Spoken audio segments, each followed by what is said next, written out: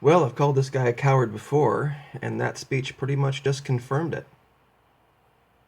I mean, to take advantage of that widow the way that he did, try to make himself seem like some kind of a hero, some kind of a warrior, is just pathetic. It's absolutely the sickest form of narcissism I have ever seen. And I mean that, and I've seen some narcissists. I mean, this woman is in a stage of grief right now she can't even comprehend when you lose somebody like that.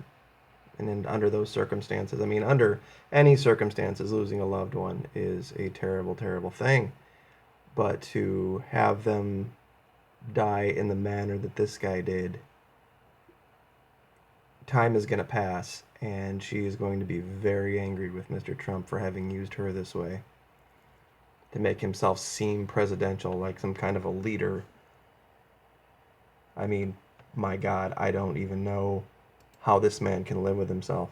I really don't. Well, I suppose when you're 70 years old and you've never had to serve anyone and you've never had to answer to anyone and your only concern has ever been your own ego, I suppose he probably doesn't even consider other people that way. And in case anybody out there is wondering what I'm talking about, this little excursion into Yemen was one thing and one thing only. The guy they were going after in the Applaud had taunted President Trump online, the guy they were trying to kill, Qasim al-Raimi. And that was all this wasn't about. This wasn't about, we didn't send all those Navy SEALs in there to seize some computer hard drives that had some antiquated bomb making instructions on them. It's just ridiculous. That's the reason they're saying that the the raid was successful. The intelligence gathered was nothing, absolutely zero, completely useless stuff we already knew and was outdated. It was an entirely botched operation from beginning to end. They were made before the helicopter even touched down. Well, it wasn't a helicopter, it was an Osprey. They should have aborted the mission. They should have said, damn it, we should have had, better intel, better operations, but they didn't. But because they didn't, and they couldn't swallow their pride a little bit and get the hell out of there, we got a dead seal. I don't care what kind of intelligence it is. In today's environment, intelligence is not, especially this kind of intelligence, is not worth the life of a Navy SEAL. It's not worth the life of any soldier, based on what they said they got. I mean, given that we have the electronic abilities to see these areas 24 hours a day, 7 days a week, honest to God, I mean, I don't know what kind of bomb making or plans or what they thought or who they think they got. It's just ridiculous. But this just shows what this man is capable of. I mean, don't get me wrong, this man was a hero. He was an absolute hero. He did his job, and they went in under fire knowing they had been made. And you can, it's called the Yakla Raid, Yakla, in case anybody wants to go and read through and hear about what exactly happened. But as a former intelligence soldier myself, I'm going to tell you right now, there is no way on God's green earth that we would lose a soldier over a computer hard drive. There's no computer hard drive in the world that has ever had any information on it that was worth losing a Navy SEAL. This type of information can be gotten other ways. It absolutely can. This guy got his feelings hurt. He got his feelings hurt because some guy over in the Middle East knew he could push his buttons. And he sat around with Bannon and Mattis and one other guy at some dinner and said, this guy attacked me personally, send the SEALs in, dang it, that's what Reagan would have done. No, fucking moron. I wonder how many more we're going to have to bury before the Trumpists actually wake up out of their little delusion.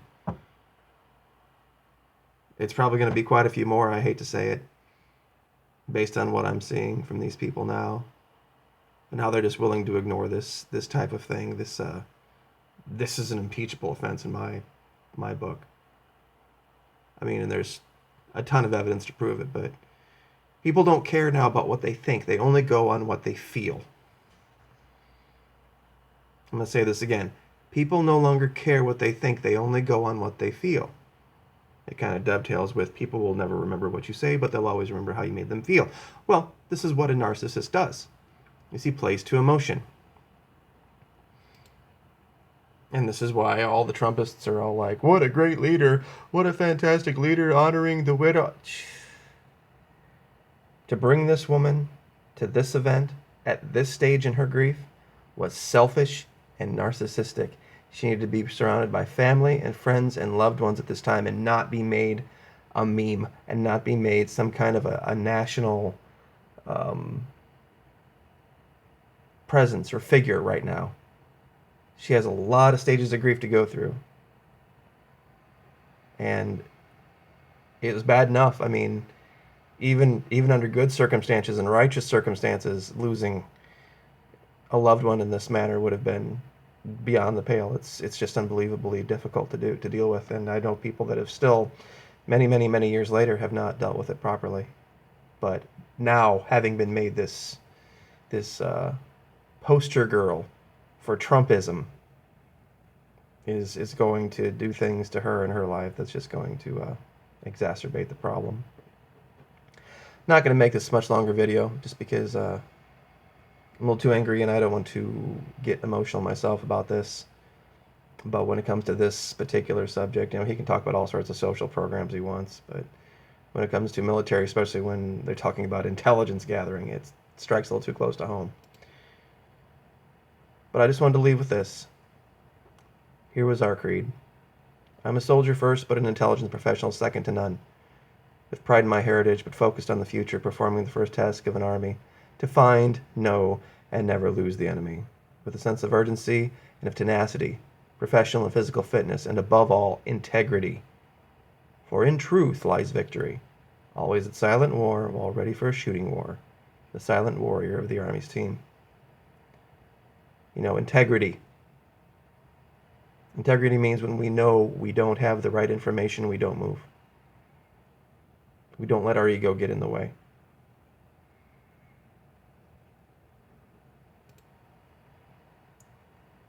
I always thought narcissism was a respite and a haven for cowardice,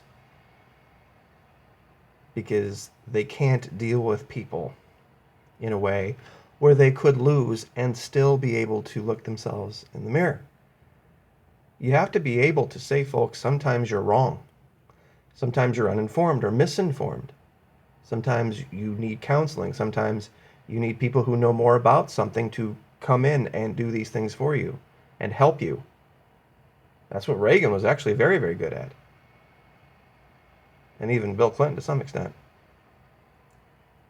But I just put this up to show you that after watching that little display, this speech with countless stops for applause and praise and worship, and then that garbage with the widow, that was just a feeding event for Donald Trump to make himself feel better and point his waggly little finger at the people over on the right, his right, but actually with the left, the Democrats, who weren't buying his line of bullshit, blaming them for all the problems. But anyway, 9 minutes. I better get out of here before I say something ridiculous. Like, share, subscribe. I had to take a week off, folks, to get my mind straight. I had been making a video almost every day since the first week of November, and you do have to watch the gates of your mind, your eyes and your ears, and what you're allowing to come in, because as mentally strong as you want to be, all of us are human. So I would counsel, if it's something that is going to affect you in a way that's going to create a negative atmosphere around you, don't watch. I like the views, but I'm not going to say that I want them at the expense of my viewers' mental health.